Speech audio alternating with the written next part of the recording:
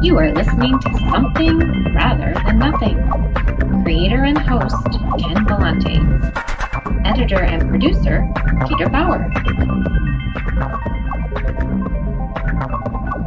This is Ken Vellante with the Something Rather Than Nothing podcast. And before we begin this episode, I would like to acknowledge that this episode is being recorded on occupied native lands in the state of Oregon and the city of Albany, Oregon, which historically belonged to the Kalapuya tribe.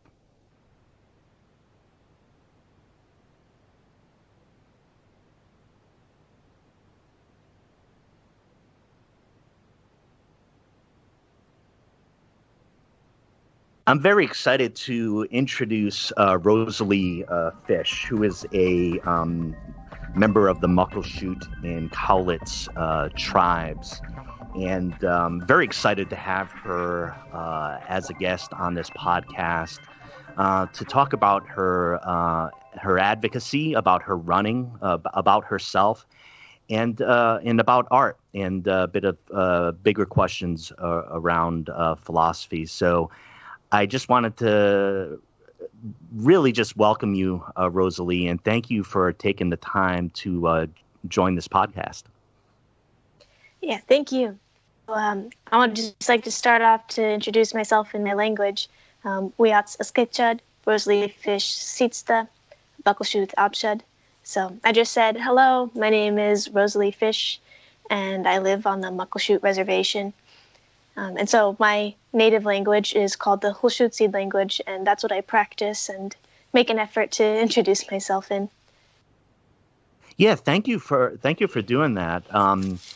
Could you tell us a bit about where you come from, your tribe, and maybe your earlier years, what your experiences were, or what type of young child you were? Yeah, definitely. So I was born on the Muckleshoot Reservation, where I lived with. I had two families since my parents were divorced, so two separate nuclear families that I lived with. And I was also a big part of my Muckleshoot canoe family and my powwow culture. So I really did grow up with that community, with my reservation, and really with my traditions and my culture. It was very important to me growing up, and still is. I spent a lot of my childhood dancing at powwows, performing with my canoe family, and singing traditional songs at events. And these types of practices have really just become part of who I am. And when I go home, it's every day. Just part of my everyday schedule is getting out to those cultural events and being with my family and being with my community, because it really is, while I have my own nuclear families, our community is very united and very present with the way that we interact with each other and with our culture. And you had mentioned some of the things that, you do with the traditional dance and music. Was art in culture and expression a big part of your formative years? I mean, I know you mentioned that, but could you go into a little bit more about the things you experienced and how it created a way that you relate to your culture and your art? Yeah, absolutely. There's what I really love about my traditional cultures and the things that come with that are the various forms of art that I'm able to express myself in, and also express my identity and my heritage. So one is that I've mentioned a few times and is very universal around Native American communities is powwow. And so we have different categories of dance within powwow culture. And there's one specific story about the jingle dress type of dance. And it's about a young girl who is sick, and then she's given a jingle dress, and they say, have her dance in this jingle dress and it will heal her. And that's kind of the, the origin of some of these powwow dances and traditions, is that it's meant to heal. A lot of our art forms are meant for spiritual healing. And so that's how I guess my culture and my dance and my art, different forms of art and expression, have really become important to me as a Native American individual, because they do represent methods of healing and methods of also ways to connect with our heritage and with the things and the people who have made it possible for us to be here today. Thank you for that. I want to go to the importance of running for you, and in particular, for some listeners, it'll be no secret that you became quite well known in the press, and as far as your appearance of having a red painted hand over your mouth, and also on your leg, the initials MMIW. Can you tell us about what made you decide that? And I know that you adopted that act from another that had done it, a runner who had run on a Boston Marathon, and I believe she's taken on a mentorship role. Can you take us through your decision to do that and what that path has been like for you? Yeah, definitely. I can start at the very beginning, when I found out about the missing and murdered Indigenous women epidemic. It's a crisis that has been recently named, and it pretty much encompasses the institutional and social issues that create a very, very vulnerable environment for Indigenous women. So Native American women are extremely vulnerable to all forms of violence and are experiencing violence at much higher rates than any other demographic within the U.S.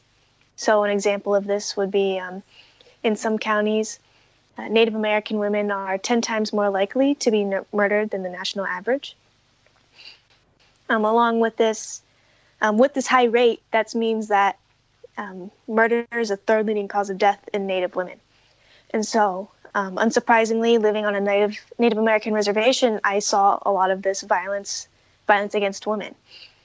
And it wasn't until I became a little bit older that I realized that the violence that was happening on my reservation was actually present in Native communities across the United States and even in Canada. And that's when I really felt like this was something that needed to change, and more importantly, it was something that the world needed to see, because I wasn't seeing any type of acknowledgement. I was 16 years old at the time, and I saw no articles about women going missing, or I didn't see any news coverage when a community member was murdered.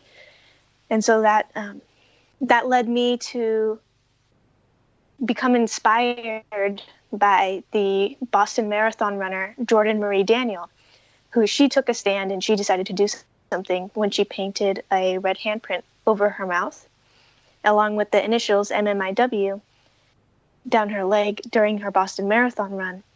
And she raised a lot of awareness about this epidemic. And she showed me through her example that I could do something. I was a runner and still am.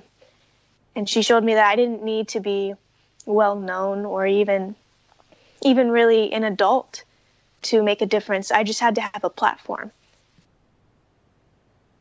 Yeah, and it's a striking visual, and I think that's part of why it's so effective. And to be quite plain with you, I mean, it's effective for me because I did not know the scope of the issue, or even that it had been just the extent of the issue, in that, how it was being talked about or not being talked about and ignored. But within your community, what was the reality of, outside of your visibility? How long has there been a vying to get attention over this issue in the kind of general public sphere and public policy and legislators? I mean, how long has this been going on? And unfortunately, this type of violence has been occurring for generations, for I would even say like decades.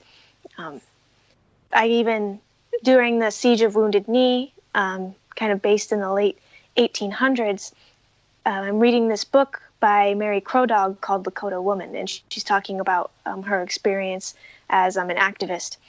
And reading it, she even mentions female Native American activists going missing and nobody talking about it. And so this has been going on since colonial times, and just now it's starting to get some light brought onto it and to really have a name focused on it, because at first it really was just, this is the way that our lives are and we have no control over it.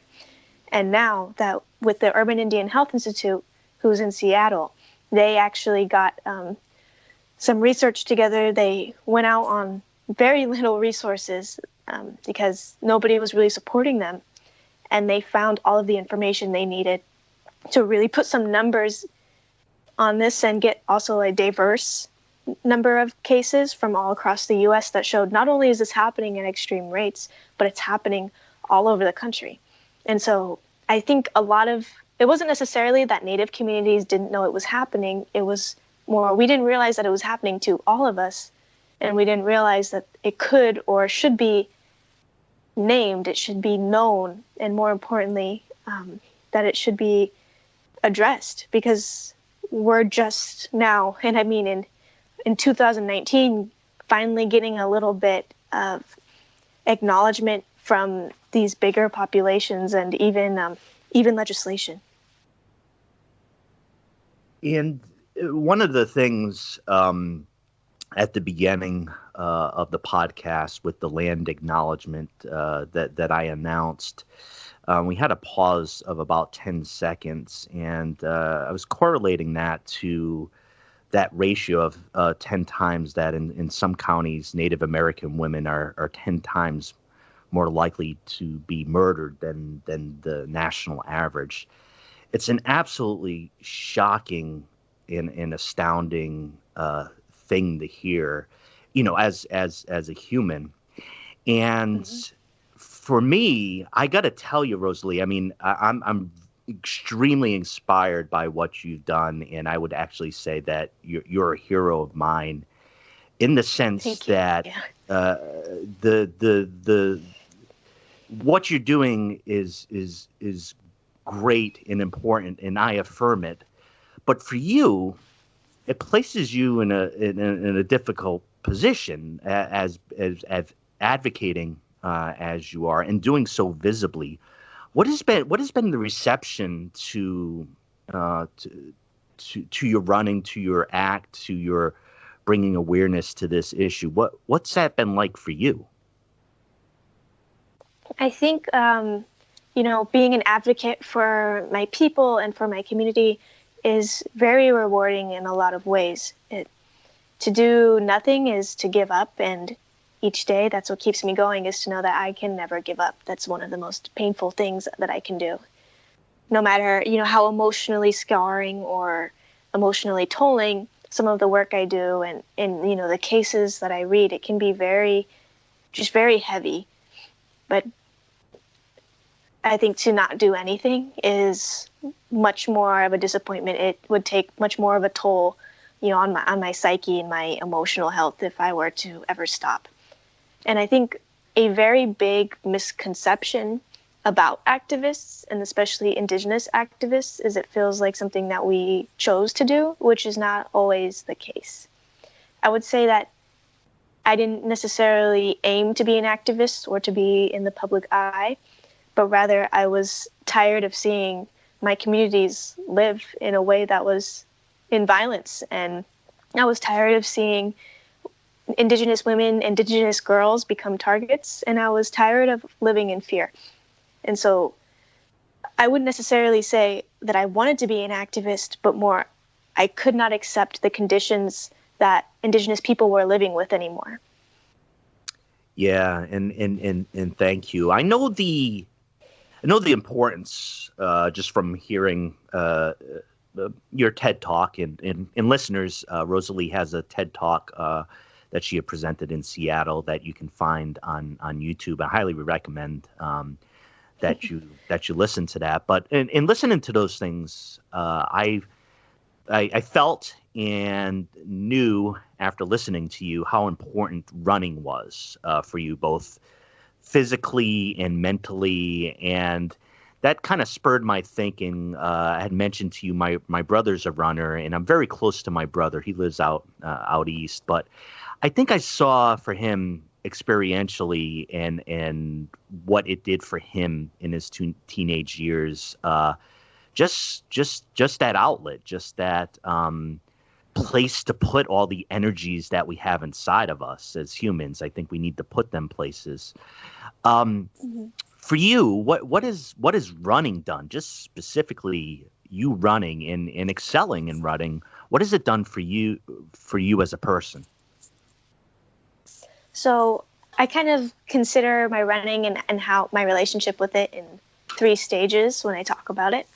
So I first started running actually as a method of recovery because I was recovering from a suicide attempt. I was in my 9th grade year of high school, and I was struggling with my mental health and with my environment socially, and I was in a very bad place. And the one thing that would keep me healthy and keep me on track and stop me from relapsing was running, because it, like you said, it gave me that outlet, and it gave me a place to go when I felt like I had nowhere to go and I knew that I didn't want to be there wherever I was.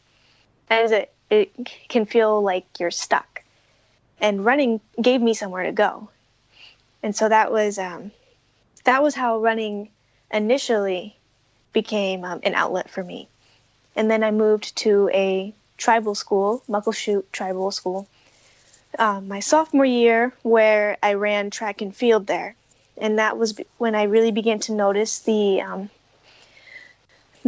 bias and prejudice that can appear in sports. So sometimes I would try to go to a track meet where my time had qualified, but because I had Muckleshoot Tribal School on my uniform, they wouldn't accept me. And I faced a lot of just discrimination because of my school and where I came from, and it being a tribal school. And so then running took its second form, where I used it as a sign to stand up for myself. Now I could show up to meets, and with tribal school, Muckleshoot Tribal School on my uniform, I could win and I could prove these biases wrong. And so that's how my the second stage of my running took place, was really just through battling discrimination that I faced in sports, and to represent my community in a positive light where I had control, right? And then the last stage, and the stage that I'm in now with my running, is now I can use running to actually demand acknowledgement. And so that's what I did with the Red Handprint at my state track meet in Washington of 2019. Is I painted the Red Handprint over my mouth as a way to represent the historical violence that has happened through my ancestry, and even with my great-grandparents and my grandma and my mom even. It's to represent them and the historical violence that they faced and the way that people have tried to silence this movement. And so that's what I used the Red Handprint on my face for, along with the letters MMIW, just as Jordan Marie Daniel did. And so that was how I was able to demand acknowledgement. I was able to represent not only my people, but an issue that affects us very greatly. And that's the stage that my running has taken on now. Yeah, and when you started running, did you expect to excel at it like you have? No, I definitely never anticipated that I would be too good of a runner, for sure. I didn't even actually think that my freshman year of high school, I didn't think that I would even be going to college or running in college. Yeah, and what in particularly what distances and events do you run? So at my state track meet, I dedicated 4 Indigenous women to 4 events. So at my state track meet in my senior year of high school in 2019, I ran the 400-meter race, the 800-meter race, the 1,600-meter race, and the 3,200-meter race. Now, here that I'm a freshman in college, I run anywhere from the 800-meter race to the half marathon. And it's quite an array, quite an array of events, and I'm glad to hear, about your success in doing that, and I'm also glad for the place that it's held in your life. When I was younger, I ran, but I didn't continue doing it. And through my brother, I've known a lot of runners, and I think there's something special about runners that I've always connected to. Like, just they're a motley crew, and they have this streak in all of them. And I've just always appreciated. I've always appreciated that. There's a question that I was wondering about when you placed the red handprint on your face. I mean, was there a sense in talking about art did you feel like that was an artistic expression that you were doing away from the politics, but did you feel like that was a part of your cultural expression in an artistic statement of sorts?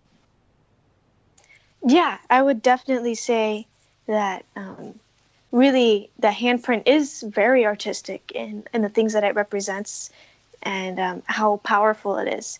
Everybody that I've spoken to says that the handprint really affected them, that it struck them and it really stopped them in their tracks even. And I think that's because even when I wear the handprint, it is very overbearing to me. The handprint, it really does represent a hand holding your mouth closed, like you can't speak. And I think a great example of that is Indigenous people in general and activists during the American Indian movement were killed and supposedly gone missing, right? They were murdered and hidden as a symbol to say, that the bigger and dominant cultures and populations did not want Native people to have power or did not want them to strive for better lives. And it really is a way to represent all types of violence that have silenced Native people from speaking and from having a seat at the table. And so I think when people see that handprint, I think it relays it very accurately, and that's why it's so striking, is because it is a very powerful and very heavy topic. And it's something that I even struggle with when I put on the paint. I do feel heavy. I feel that emotional weight that a lot of my ancestors and people who are still alive today, who are above me, who have faced this type of violence.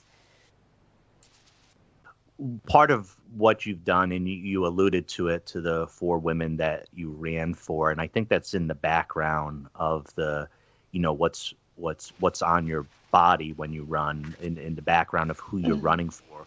What has that experience done for you as far as running, creating visibility for those that, are forgotten or at risk of being forgotten or ignored? What is that? How's that impacted you when you're running for them?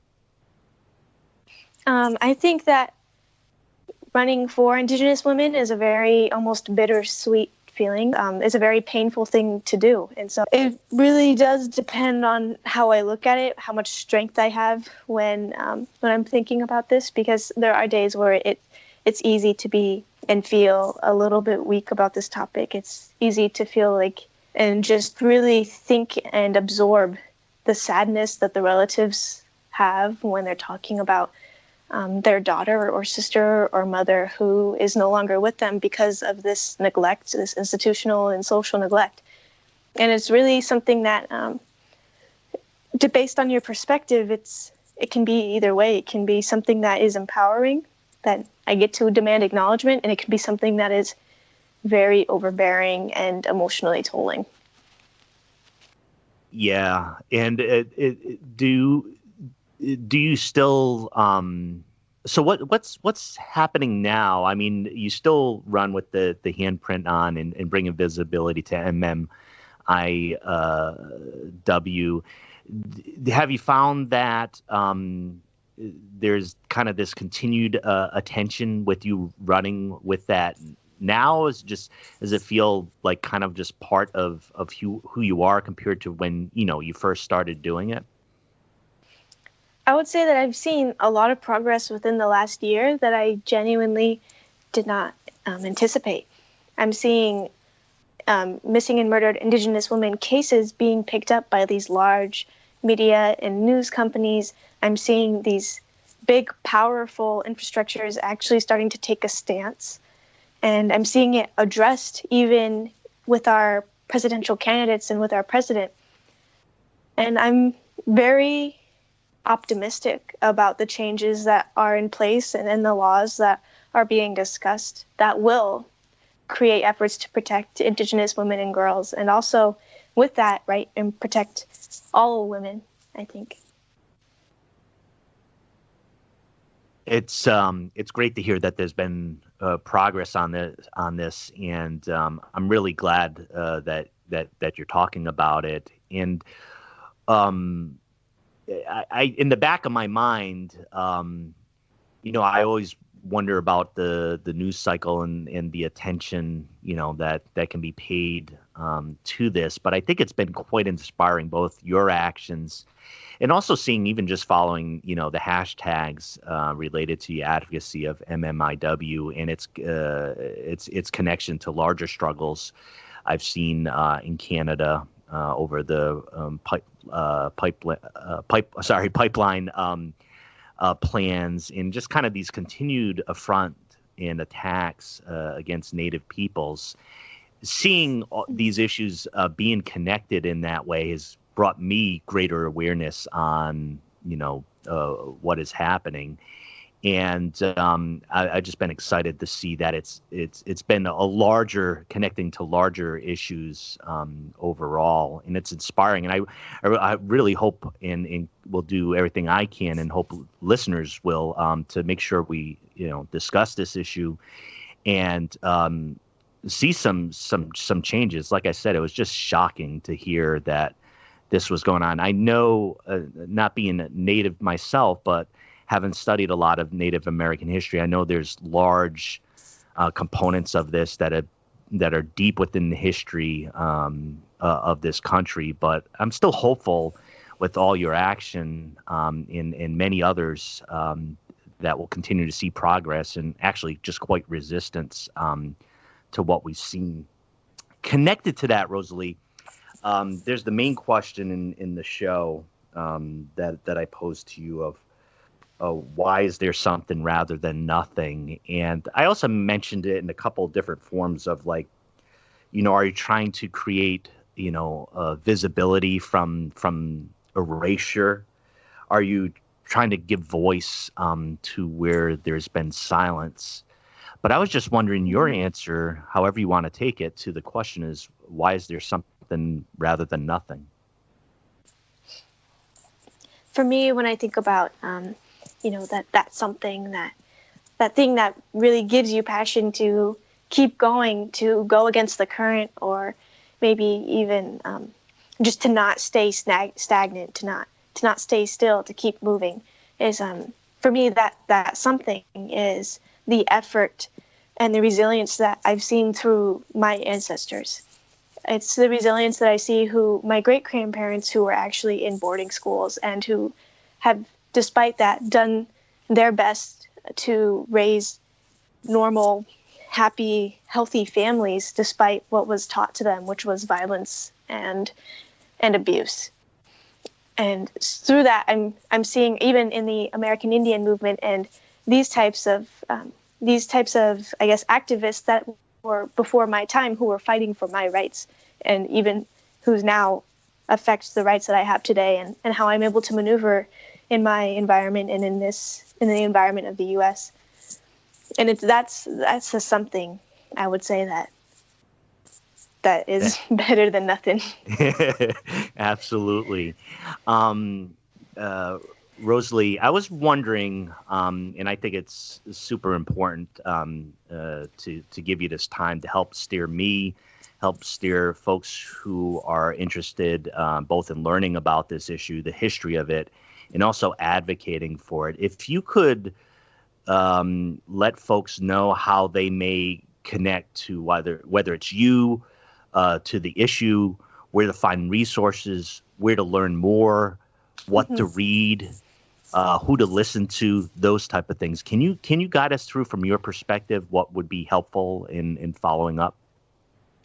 Yeah, absolutely. The Urban Indian Health Institute. So they're just UIHI. So they're in Seattle, but they have a website, and they are so amazing with their data collection and with creating some numbers that actually give us evidence and support when we're trying to advocate for this issue. And so that's one organization that I always tell people to go check out to read their things, because their reports also are very easy to read. They make them actually artistically very visual, but also very accurate and understandable at the same time. So that's one institution that I would totally recommend that anybody supports, just because they are very good at what they do. Another organization that is very impactful is the Sovereign Bodies Institute.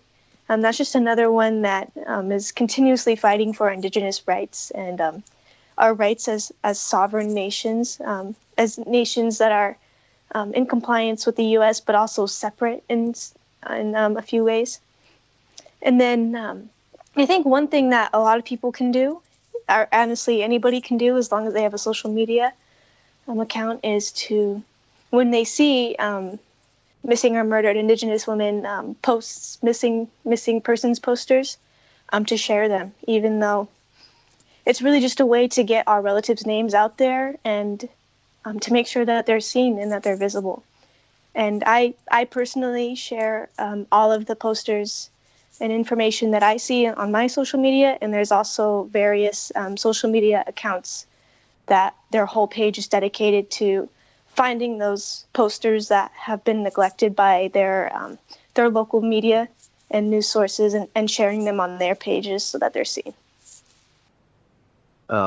Thank you for that.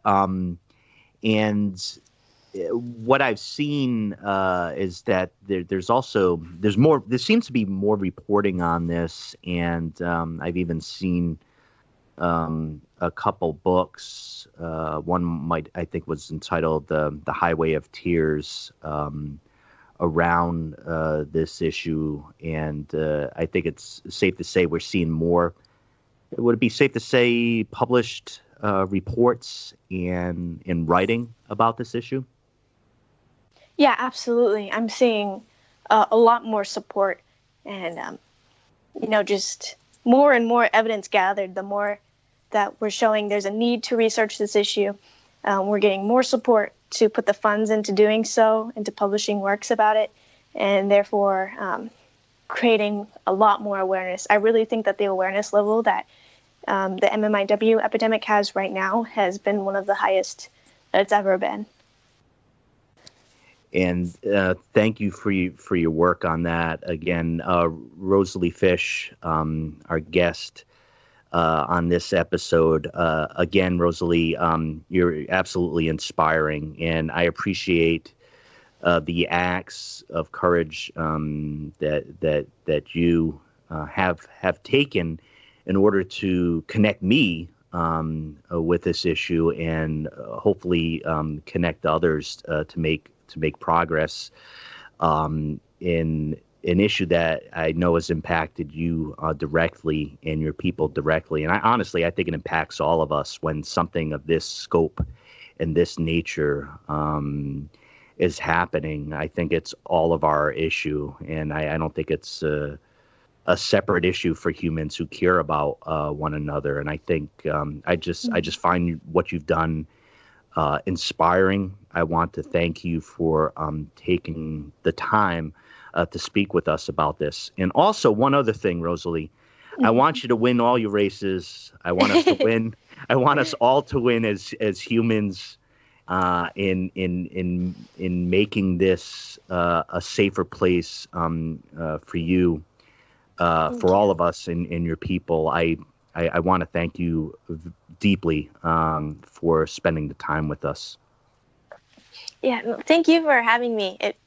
It's very reassuring to know that there are allies out there who, just like as you said, who take this issue as their own, and that to me is all the progress that I need to see. Is when I see somebody who wants this issue acknowledged, addressed, and eventually fixed. I mean, that's great, honestly. Thank you. Rosalie Fish, thank you so much, and hope to talk to you again soon. Yeah, definitely. Me too. Bye now.